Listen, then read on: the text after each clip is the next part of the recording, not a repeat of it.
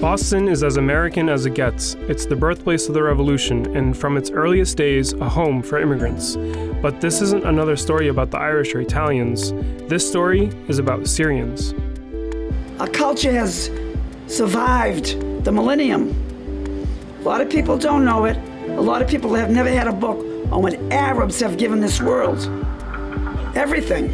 As the civil war in Syria continues, many refugees have fled their homeland and come or attempted to come to the US.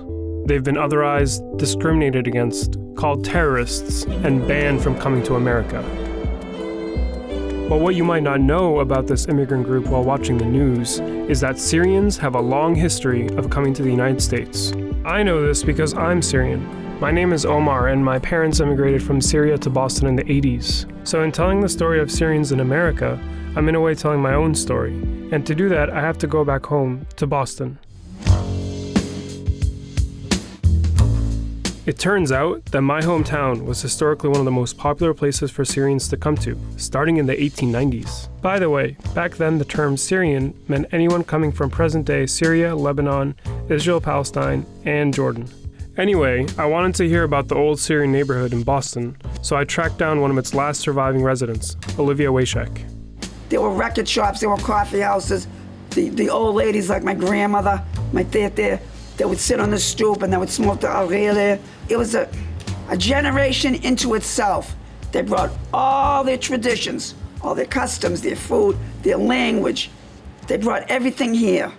Olivia's father immigrated from Syria in 1904 and her mother in 1912.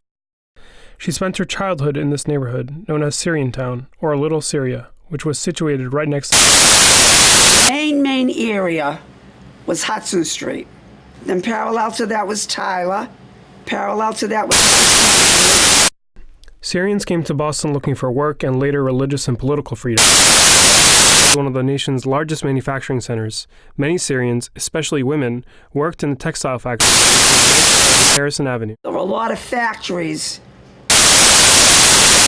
as stitches. Now, my mother, as a young woman, she made samples. Coffee shop. They would play cards. And it was dislike, it was enjoyment for them. And that, once again, it kept everybody together. This neighborhood was the center of Syrian culture and community in New England. Back then, they had everything. They had olives. They had squash that was preserved and sent from Syria.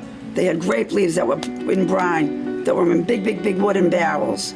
Anything that you can imagine was imported because it wasn't made in this country. Olivia's family and the majority of Syrian immigrants during this time were Christian, but just 10 miles south of Syrian Town in Quincy, Massachusetts, a small community of Syrian Muslims was thriving.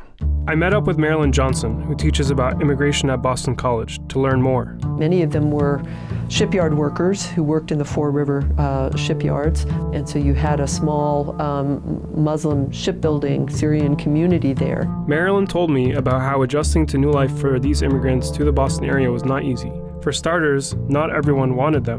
There were a lot of people who were not very happy about it. These were seen as illiterate, unskilled, undesirable immigrants. Then there was the question of whether or not they were white. You had to be white in order to become naturalized. So if you weren't considered white, then you weren't able to become a citizen and you could be banned. Syrians actually fought for years in the courts to claim that they were white in order to get citizenship. And in 1915, they won. In the words of the judge on the case, the generally received opinion is that the inhabitants of a portion of Asia, including Syria, are to be classed as white persons. Aside from Boston, New York and Detroit were also major centers of Syrian immigration. In these cities, you could find Arabic restaurants and grocery stores, import-export businesses, churches, Arabic language newspapers and magazines, and of course, street peddlers. Peddling was a well-known occupation among Syrians, both men and women, and often it was the occupation you might do when you first got here, even if you didn't know English that well.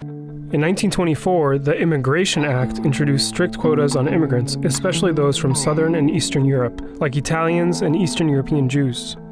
Between the 1920s and the 1960s, this is the restriction era, so very few Syrians entered the country during those years. The quota was probably 100 or under for the entire country. At the end of World War II, families started to move out of the crowded downtown Boston area and into the suburbs. For Syrians, this meant a mass migration out of Syriantown and into nearby West Roxbury. And then in the 1960s, what was left of Syriantown in Boston was almost entirely dismantled by an urban renewal project, the extension of the Mass Pike Freeway. I came home one day from school and there was a notice on the door that we had to vacate. We had no choice, so we had to move. It ruined our life, and there was no sum and substance to it. Olivia's home was demolished for a freeway. Down the street, a massive apartment building replaced the southern part of the neighborhood. What was once textile factories is now Tufts Medical Center, and only the original neighboring Chinatown remains. Any physical sign of what was once Syriantown in Boston is gone, but this is not to say that Syrians are gone. Whether you're Christian or Muslim, it's there. It's who we are. It's the thread of our fabric. It's the tapestry that made us who we are. Very kind, loving, caring, devoted, any kind of synonym you want to use, that is the Syrian people, no matter how you cut it. Syrians have been coming to the United States since the early 1870s for better opportunities, so we've been here a minute. We just heard from an early descendant of Syrians to the Boston area, and in the next video, we'll explore why my Syrian parents chose to leave Syria and how our Syrian family also became American.